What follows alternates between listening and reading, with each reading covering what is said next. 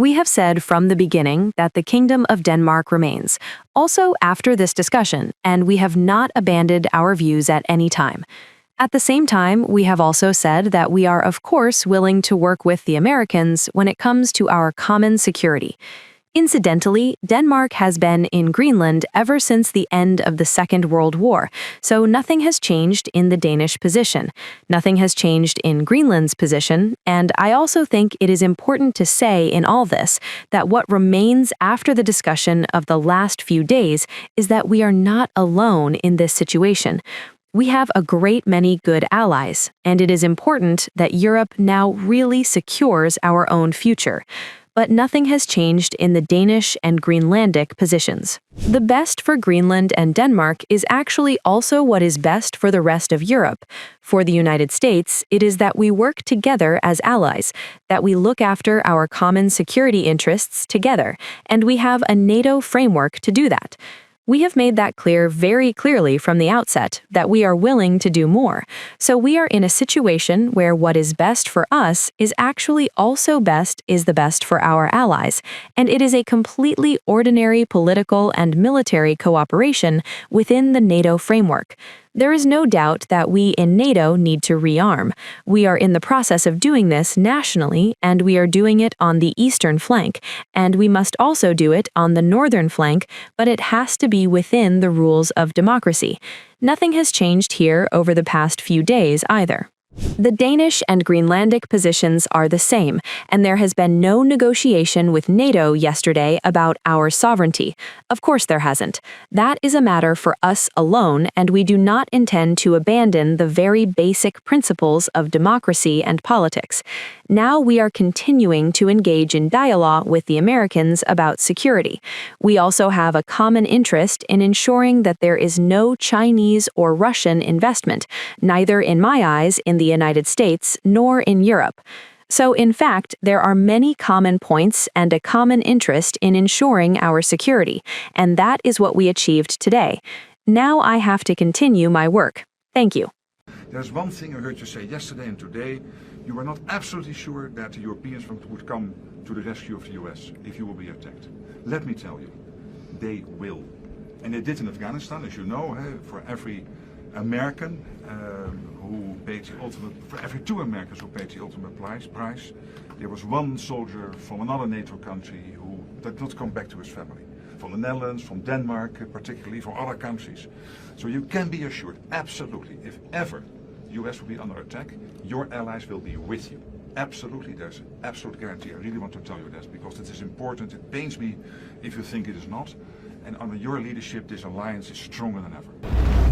Well, thank you very much. It's an honor to be with you, and I thank the media for being here.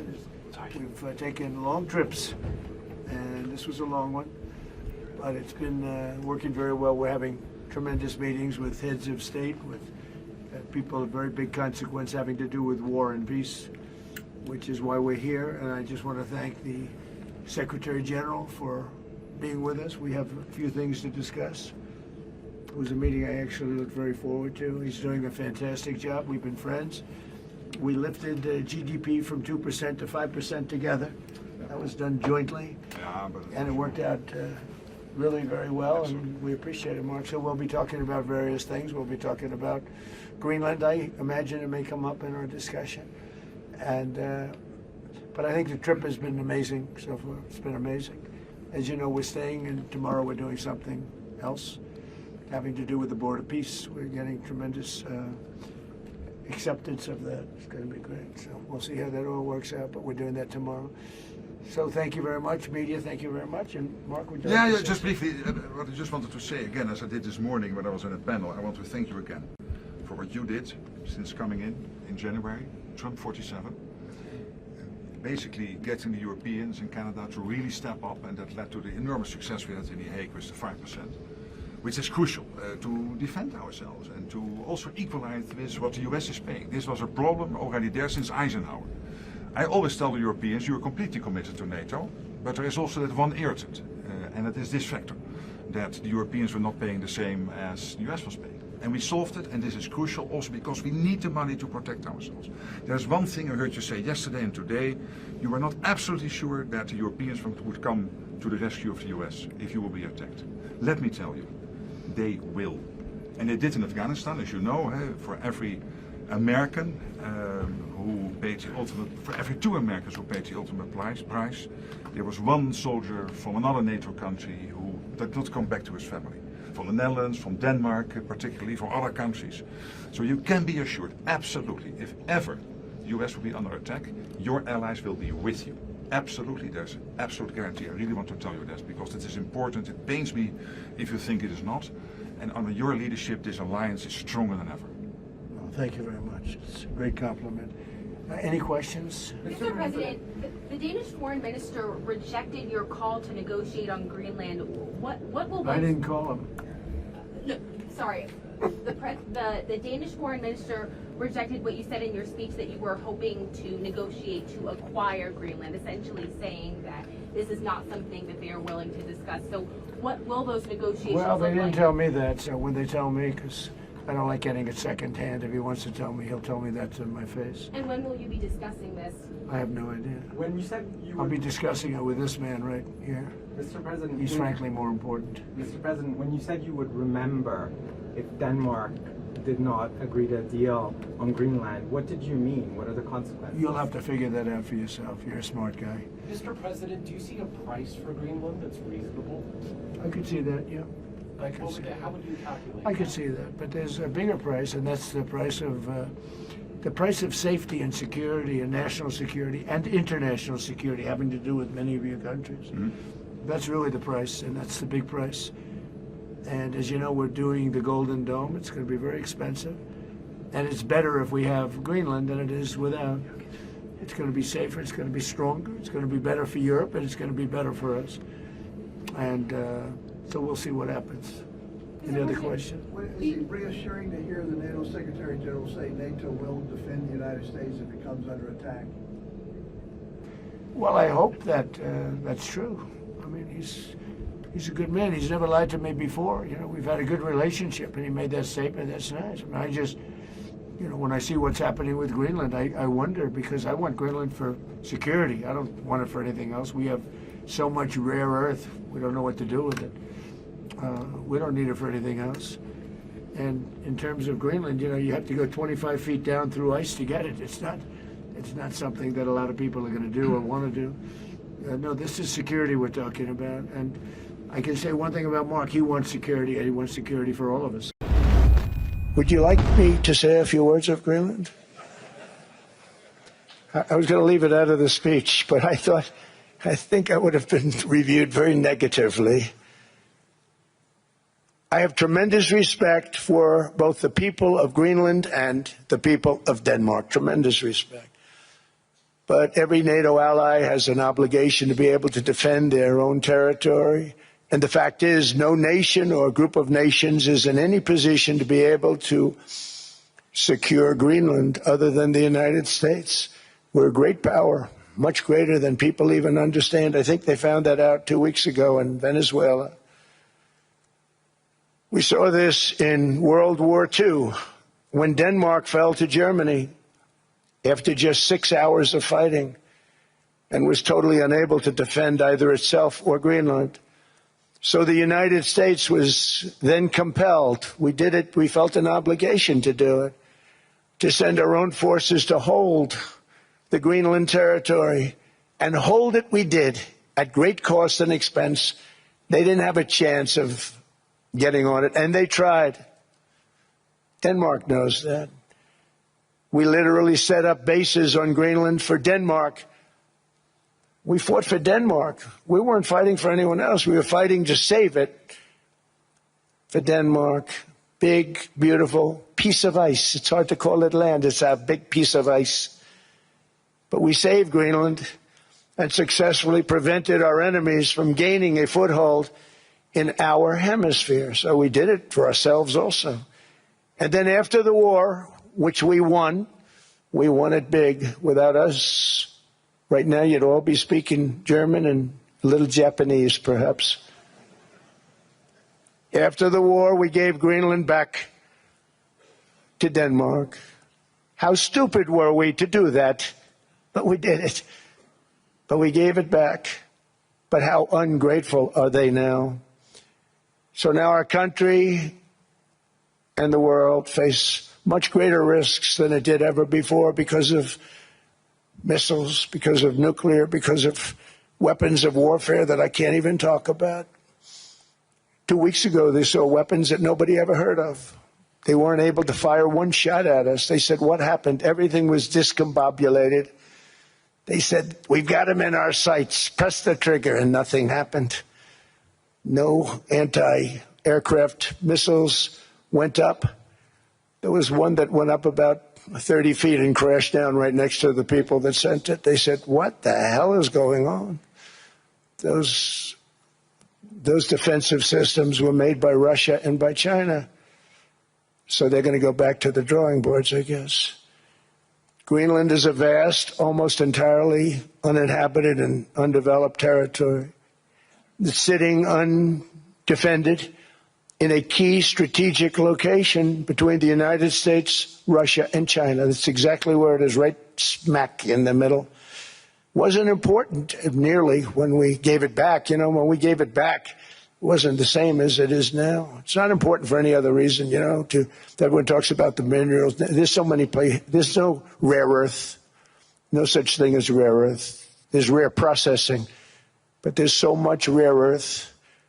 And to get to this rare earth, you got to go through hundreds of feet of ice.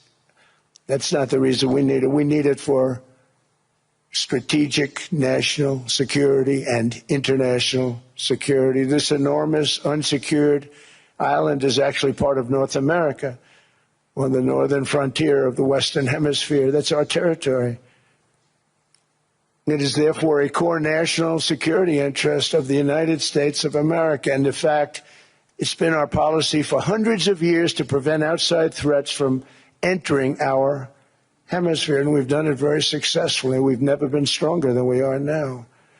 That's why American presidents have sought to purchase Greenland for nearly 2 centuries. You know, for 2 centuries they've been trying to do it. They should have kept it after World War II, but they had a different president. That's all right. People think differently. Much more necessary now than it was at that time, however. In 2019, Denmark said that they would spend over $200 million to strengthen Greenland's defenses. But as you know, they spent less than 1% of that amount. 1%. There's no sign of Denmark there. And I say that with great respect for Denmark, whose people I love, whose leaders are very good. It's the United States alone that can protect this giant mass of land, this giant piece of ice, develop it and improve it and make it so that it's good for Europe and safe for Europe and good for us. And that's the reason I'm seeking immediate negotiations to once again discuss the acquisition of Greenland by the United States, just as we have acquired many other territories throughout our history, as many of the European nations have. They've acquired. There's nothing wrong with it. Many of them, some went in reverse, actually, if you look. Some had great, vast wealth, great, vast lands all over the world. They went in reverse. They're stuck back where they started. That happens too. But some grow. But this would not be a threat to NATO. This would greatly enhance the security of the entire alliance, the NATO alliance. The United States is treated very unfairly by NATO. I want to tell you that. And when you think about it, nobody can dispute it. We give so much and we get so little in return. And I've been a critic of NATO for many years. And yet I've done more to help NATO than any other president by far, than any other person. You wouldn't have NATO if I didn't get involved in my first term. The war with Ukraine is an example. When it comes to the security of the Arctic region, Europe is fully committed. And we share the objectives of the United States in this regard. For instance, our EU member, Finland, one of the newest NATO members, is selling its first icebreakers to the United States. And this shows that we have the capability right here in the ice, so to speak. It shows that our northern NATO members have Arctic-ready forces right now. And above all, that Arctic security can only be achieved together. And this is why the proposed additional tariffs are a mistake, especially between long-standing allies. U.S. President Donald Trump fires another warning shot at its NATO allies. If they move on trade, I'll meet it, he said, warning that it would ricochet back. This time, the trigger isn't China or Russia, it's Greenland, and a showdown unfolding as the world gathers in Davos. Speaking to News Nation, President Trump made clear the United States would match any European trade retaliation, move for move. If they do anything to us, he said, I'll meet it. Not a threat of escalation, Trump insisted, but a promise of symmetry. The warning landed before Trump arrived in Davos, the World Economic Forum, where allies, rivals, and dealmakers collide. But this year, Trump arrives with baggage. Over the weekend, he imposed 10% tariffs on Denmark and European partners, directly tied to resistance against U.S. control of Greenland, and he has not ruled out military force. Europe has pushed back, publicly and usually bluntly. British Prime Minister Keir Starmer broke diplomatic convention, saying Greenland's future belongs only to its people and Denmark. France echoed that confusion. Trump himself shared a message from President Emmanuel Macron, I do not understand what you are doing on Greenland. Despite the tension, Trump struck an optimistic tone. He suggested a deal could be reached within days, possibly at Davos itself, one that leaves NATO satisfied and America satisfied. But behind the optimism sits a reality. Tariffs are already in place, trust is strained, and Europe is weighing retaliation. This is no longer just a trade dispute. It's a test of alliance boundaries, how far pressure can go before unity fractures. Greenland is the symbol, tariffs are the weapon, and Davos is now the arena where this standoff could either explode or reset.